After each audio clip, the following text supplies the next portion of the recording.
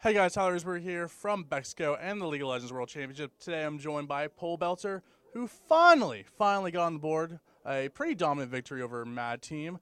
How you feeling, buddy?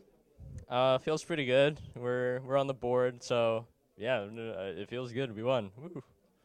So the first group stage is over. Now you're going to the marathon part. If you had to grade your team from an A to an F, how would you say the first three games have gone? Like a C minus, I guess. D plus level, I guess. Yeah. So today you looked really comfortable on Syndra. You won all the lanes. Even when you gave up first blood, your team was still heading gold. What was the biggest difference, do you think, from the first two games to now? Um. Well, the biggest difference. I'm not sure. I think Mad Team is a really strong team, of course, but probably not as strong as EDG and KT. So we were a little more comfortable against them. Besides that, we kind of recognized a really big problem we're having in game, and we were able to fix that as well. Was the problem dragon? I mean, the one thing that everyone's been talking about is like your team is we've been very tunneled on dragon and finding around dragon. Have you guys noticed that at all, or is it just something that just comes along? Or That could have been one of the points we addressed. Can't say.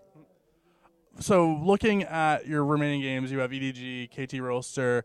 Do you think that right now you guys are confident enough that you guys can take them out? I think that we can take at least 2 wins next week, and then if we can do that, I think we'll be in a pretty good spot to get out of groups. Today, I feel like you guys could have. Like, I think a lot of people were saying they could have ended it sooner. Like, it was so dominant. You only gave up one dragon, I believe, one kill. That was it. The first blood. Why did it take so long? A 37-minute game instead of a 20-minute stomp like IG over 100 Thieves. We just played it really exceedingly safe, I guess. Yeah, we definitely could have ended it sooner. I think anyone can see that. But, yeah, we just played it super safe in the end. I think next time we should definitely be able to close out faster. So North America, usually, the last 2 years we've gone 2-1 through, like, all three teams had 2 wins, 1 loss going into the second half. This year, all three are 1-2. Besides yourself, how do you think North America can get out? How many teams do you think have an actual realistic chance of getting to quarterfinals? I think for 100 Thieves, it might be really tough because they have Fnatic and IG in their groups, which are both like insanely strong. I think I could see them maybe taking an upset victory off Fnatic, but maybe not IG.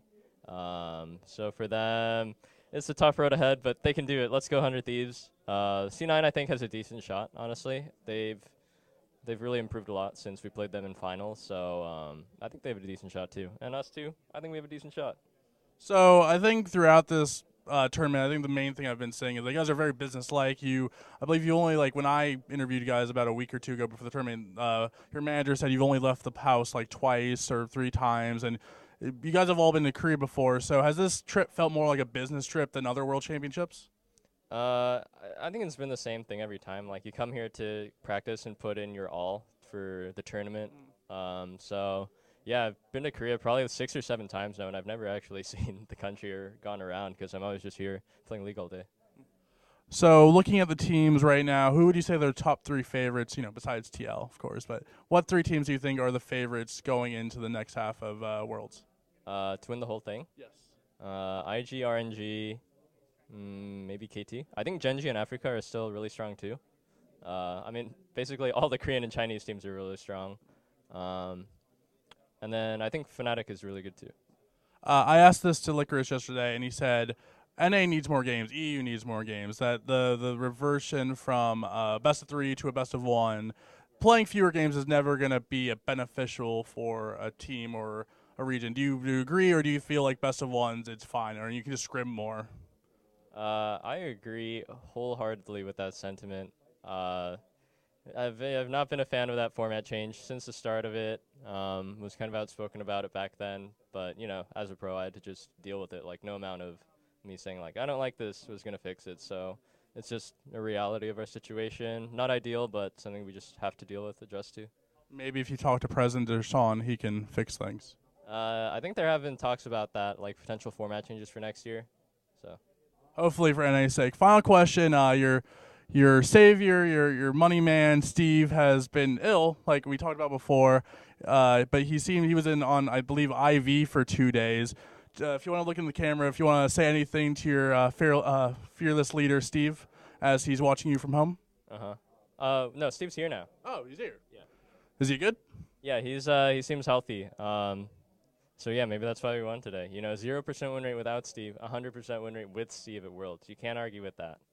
Hopefully Steve can, use his magic to get Team Liquid into the quarterfinals. This is Pobelter. This is Tyler Isberg of ESPN Esports. If you want more news and coverage, we got you covered from Busan. Check us out at espn.com/esports.